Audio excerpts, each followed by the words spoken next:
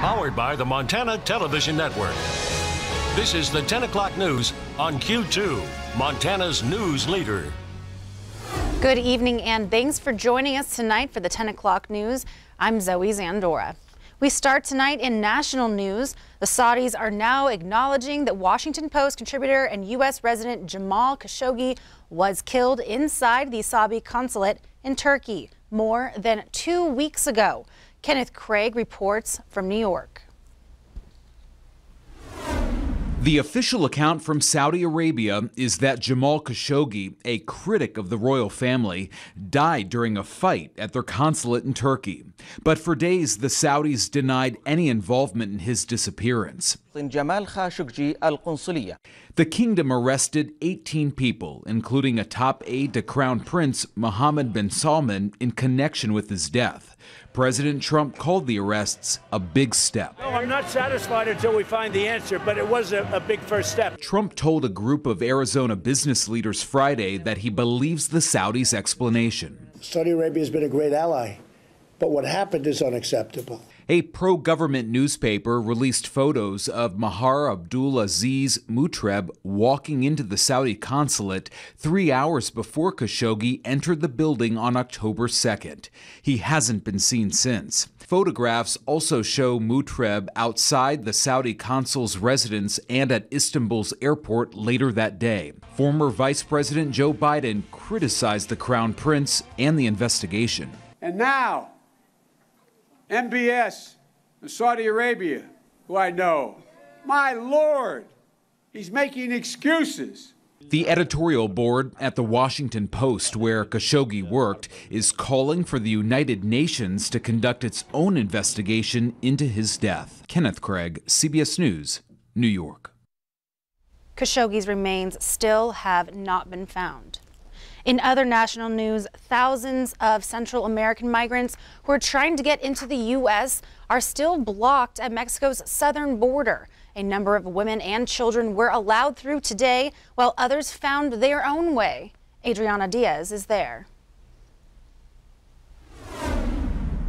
This is the latest stop on a risky journey to a new future, or at least the hope of one. Countless migrants, mostly from Honduras, slept overnight on this bridge that stretches from Guatemala to Mexico.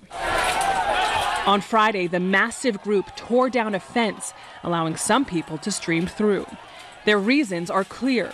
According to this Honduran migrant, he said there's hunger, corruption, insecurity, and uncertainty. That's forcing Hondurans to leave our country because we can't live there anymore. Mexico is processing some women and children for entry, but today, others avoided the mostly deadlocked bridge by going under it. They used makeshift boats, little more than inner tubes, and plywood. 17-year-old Jimmy Aron Hernandez was one of them. How old are you? ¿Cuántos años tienes? ¿Cuántos años tienes? 17. 17. ¿A dónde quieres ir? Where do you want to go? Estados Unidos. To the United States. Why? ¿Por qué? Porque quiero hacer una nueva vida, sacar a mi familia adelante. You want to start a new life and help your family move forward. The few people who have the proper paperwork, who have passports, who have visas, will be allowed into Mexico. The others, there he goes. He just jumped. And he's swimming. The water where he is pretty shallow, but there are parts of this river where the water reaches chest deep or deeper. It is dangerous to jump, but this is what a lot of people are resorting to in order to get to Mexico any way they can. Federal police were there to keep order, but not stop illegal crossings. Further south in Guatemala, police tried to create a blockade, but this truck tore through it, helping migrants join the caravan. Adriana Diaz, CBS News, Hidalgo, Mexico. Back in Montana, authorities have issued an arrest warrant in connection with Friday morning's double murder at a Missoula motel. The Missoula Police Department has issued an arrest warrant for 27-year-old Jonathan Whitworth on a deliberate homicide charge. Whitworth was initially described as a person of interest in connection with the deaths. He's 5'11" and weighs about 185 pounds. He's a Native American who has brown hair and brown eyes and is believed to be armed and dangerous. If you see him, you should contact authorities immediately. 3 people were shot and 2 died at a Missoula motel in the 400 block of West Broadway shortly after 1 a.m. on Friday. Meanwhile, Missoula police have arrested another suspect in connection with the double homicide.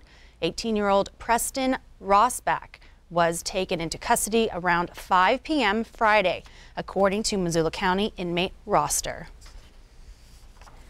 Montana's U.S. Senate and U.S. House races continue to draw big names to the state on the heels of a 3rd visit by President Donald Trump to the Treasure State. The Montana Republican Party says the president's son is coming back to Montana for a 2-day multi-city tour to stump for GOP candidates Matt Rosendale and Greg Gianforte. Donald Trump Jr. will visit several cities across the state in what's being called the Montana Victory Tour.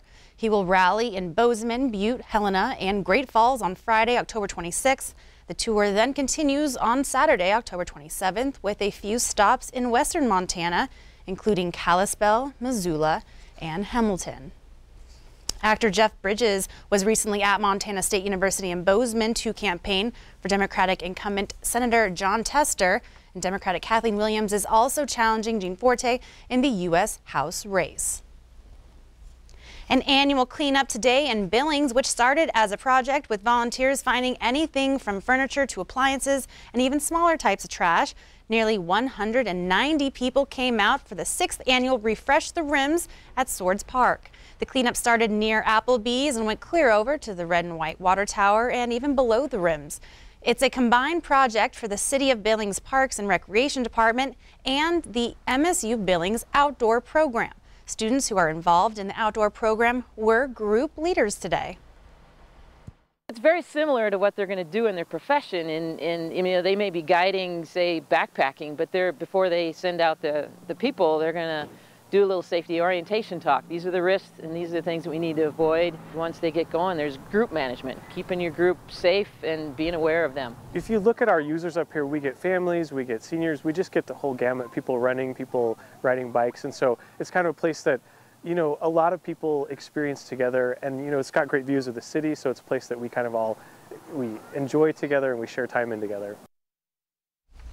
Sometimes an adult mentor can make a big difference in a child's life, and that's just what the Big Brothers Big Sisters program is for. The group held its annual Bowl for Kids' Sake today. Several teams, including one of our own from Q2, filled Sunset Bowl this afternoon. The fundraiser helps the program that pairs adult mentors with children and is one of 3 fundraisers for Big Brothers Big Sisters of Yellowstone County. Many times after children grow up, they reflect on how much the mentor helps them in their lives. We hear a lot of stories about, turning points in lives, people saying, that I was headed down the wrong path and my big kind of helped me refocus and head in a great direction. And, we're hearing a lot of stories about kids who are staying in school instead of dropping out. They're becoming productive adults, and that's really one of our main goals here. Another event in Billings was the sport of skateboarding, which combines art and athleticism, and today that event brought those athletes together in Billings. Today, the downtown skate park was the venue for the Fall Skate Fest. The organizer says the skate community becomes a family and pushes each other to be more creative. The Pursuit Skate Shop hosted Skate Fest, and the owner says the name Pursuit is to inspire skateboarders. A lot of people come from broken homes, and we know what that's like, and we just want to love people, ultimately how Christ loves them, but then ultimately promote them into their dreams and their passions, and that's kind of where the Pursuit came from, is we're going to help you pursue the things that's most important to you. I correlate artists and art and graffiti and drawing and painting with skateboarding so much is because a lot of them have the same talents, and so a lot of fun that way.